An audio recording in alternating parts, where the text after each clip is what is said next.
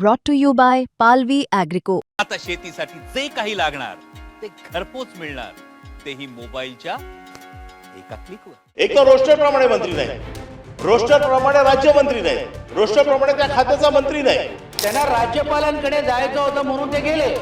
म्हणजे आज जर राज्याचा प्रमुख सभापती महोदय जर याच्यामध्ये सिरियसनेस घेत असेल, मग मंत्र्यांना एवढी काय घाई लागली आहे सभापती महोदय? सत्ताधारी पक्ष हे सभागृह चालवण्यामध्ये काही त्यांना फार इंटरेस्ट आहे असं मला वाटत नाही। या सभागृहाची काही गिनतीच नाही आहे किंवा या सभागृहाला कोण मोजतच नाही आहे की कोण विचारते या सभागृहाला। चंद्रकांत दादांनी सर्क्युलर काढलंय, जॉईंट सेक्रेटरी दर्जाच्या अधिकाऱ्यांनी उपस्थित राहावं। म्हणजे असं नाही की सर्क्युलर काढून पण त्याचा जर मान ठेवणार नसतील की खरोखर मंत्री येणार आहेत नाही येणार आहेत का आम्ही आपल्या रिकाम्या टेबलावरती डोकं आपटू। आमचं 2 वेळा सभागृह तहकूब झालंय, आम्ही कोणाच्या समोर भाषणं करायची? अशी बाब होणार नाही, ही बाब त्यांच्या निदर्शनास। मुख्य सचिवांना सभापती महोदय आपण गटनेत्यांच्या बैठकीमध्ये बोलवा आणि मग या प्रस्तावाला चर्चा करा। नाही तर काय सभापती होते आपण आता असं लेडगो केलं, जस्ट चर्चा चाललेली आहे, त्यांनाही काय वाटणार नाही, उद्या ती दिलगिरी व्यक्त करतील आणि परत गेले माझ्या मागे। की सत्ताधारी पक्ष हे सभागृह चालवण्यामध्ये काही त्यांना फार इंटरेस्ट आहे असं मला वाटत नाही। त्याचं कारण असं आहे की महत्त्वाचे विषय विरोधी पक्षाकडनं मांडले जातात। आपल्याला माहिती आहे की टी व्हीच्या माध्यमातून आणि सोशल मीडियाच्या माध्यमातून हल्ली सगळं देश किंवा जग हे सभागृह पाहत असतं आणि अशा वेळेला या सभागृहाची काही गिनतीच नाही आहे किंवा या सभागृहाला कोण मोजतच नाही आहे, अशा प्रकारचं चित्र हे देशामध्ये आत्ता हळूहळू जातंय।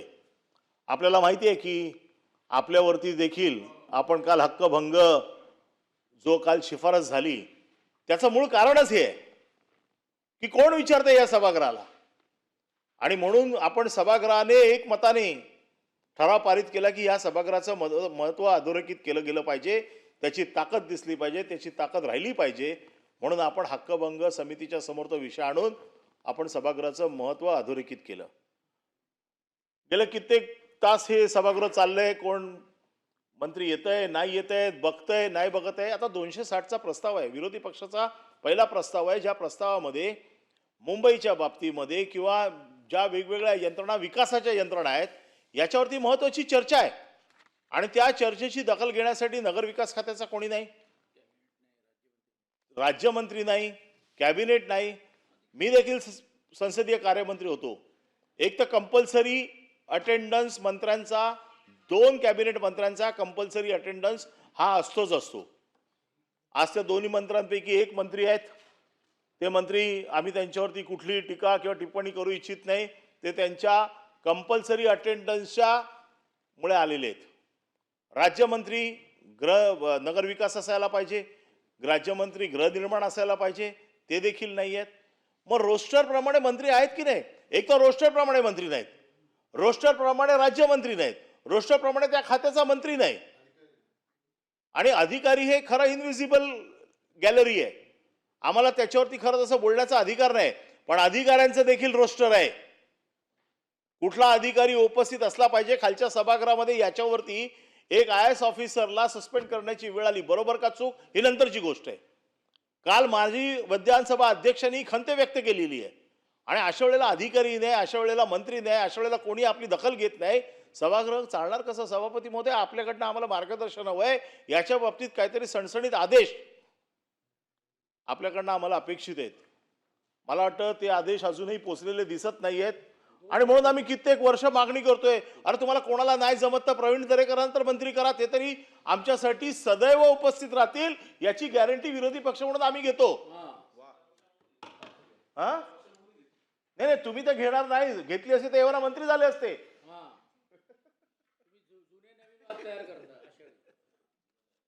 त्यांना तर बिचारे कधी बसलेले असतात, सगळे प्रस्ताव असू देत, सत्ताधारीचा असू देत, विरोधकांचा असू देत, त्यांची उपस्थिती कायम असते।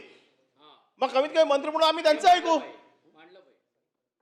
पण सभापती महोदय आपल्याकडनं आमची अपेक्षा आहे की खरोखर मंत्री येणार आहेत नाही येणार आहेत का आम्ही आपल्या रिकाम्या टेबलावरती डोकं आपटू। आमचं 2 वेळा सभागृह तहकूब झालंय, आम्ही कोणाच्या समोर भाषणं करायची? आपल्या समोर करायला आम्हाला हरकत नाही, पण आम्हाला माहिती आहे की आपण त्या परिस्थितीतनं आमच्या प्रश्नांची उत्तर देऊ शकत नाही। आम्ही झिरवळ साहेबांना म्हटलं तुम्ही ऐका आणि तुम्ही उत्तर द्या. ते म्हणतात मी कंपल्सरी अटेंडन्सला आहे. तिसरा तर माणूस सभागृहात दिसत नाहीये कोण. ते तर म्हणाले मी तर असं सहज आलोय. विषयाशी संबंध नाही. मग करायचं काय सभापती मध्ये? आता 2 वेळेला सभागृह तहकूब झालंय. आपण ह्याच्यावरती आम्हाला सांगा, मार्गदर्शन करा.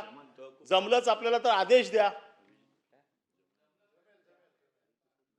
मी विचारतोय, मला प्रत्येक गोष्ट आता शंकेत विचारावी लागते. निश्चितच वरिष्ठ या सभागृहाचे सदस्य अनिल परब साहेब यांनी जी खंत व्यक्त केलेली आहे ती सभागृहाचं कामकाज चालू असताना 2 वेळा सभागृह तहकूब होऊन देखील मंत्री उपस्थित नाहीत आणि राज्यमंत्री उपस्थित नाही आणि अधिकाऱ्यांची देखील उपस्थिती नाही आहे. ही बाब बिलकुल बरोबर नाही आहे. आणि या संदर्भामध्ये संसदीय कामकाज मंत्री यांना देखील अवगत केलं जाईल आणि राज्याचे मुख्य सचिव यांना देखील या संदर्भामध्ये विचारणा करून पत्राद्वारे सूचित करून पुन्हा अशी बाब होणार नाही ही बाब त्यांच्या निदर्शनास आणून देण्यात येईल.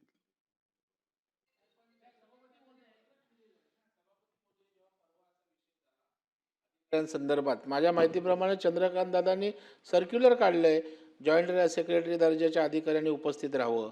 म्हणजे असं नाही की सर्क्युलर काढून पण त्याचा जर मान ठेवणार नसतील.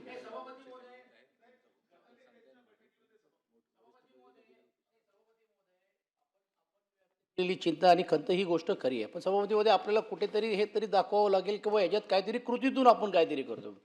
आपण सभापतीमध्ये 2 वेळा तहकूब केलं तरी देखील त्यांच्यापर्यंत निरोप जात नाही. एकतर अधिवेशन चालू असताना त्यांनी इकडे थांबणं गरजेचं आहे. सभापती महोदय, आम्ही राज्यमंत्री राहिलो, हे राहिलेले आहेत, त्या संबंधित खात्याची राज्यमंत्री या प्रस्तावाला येण्याची जबाबदारी त्या सभापती होते. म्हणून माझी सभापतीमध्ये विनंती अशी आहे की असं जर होत असेल तरी देखील ते येणार नसेल तर सभागृहामध्ये तुम्ही तहकूब करून टाका सभागृह.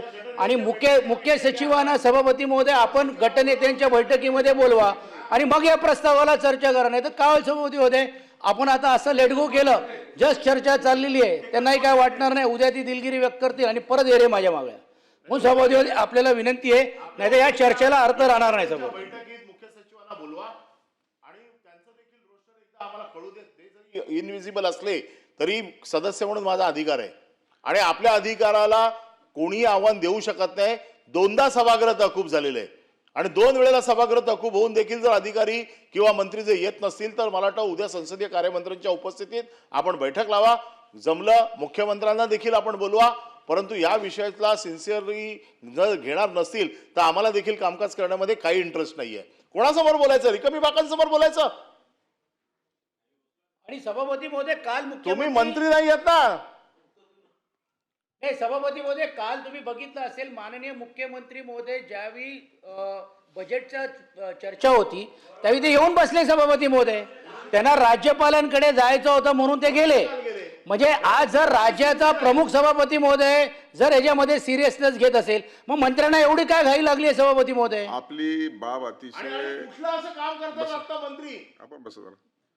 आपलं म्हणणं आणि बाब अतिशय गंभीरपणाने मी घेतलेली आहे आणि उद्या गटनेत्याच्या बैठकीमध्ये आणि शक्य जरास आपल्या सभागृहामध्ये देखील मी आपल्याला अवगत करेल की संसदीय कामकाज मंत्री यांच्या मार्फत देखील या संदर्भामध्ये आपल्याला माहिती घेईल आणि माननीय आपण जी मुद्दे उपस्थित केले त्या अनुषंगाने अधिकाऱ्याच्या संदर्भात देखील राज्याच्या मुख्य सचिवांच्याकडून तातडीने आता विधानमंडळाचं सचिवालय त्यांच्याशी संपर्क साधून उचित माहिती घेईल आणि त्या संदर्भात देखील आपल्याला उद्या अवगत करण्यात येईल.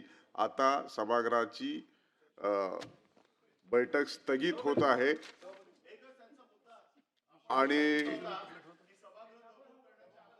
हा एक घोषणा करतोय.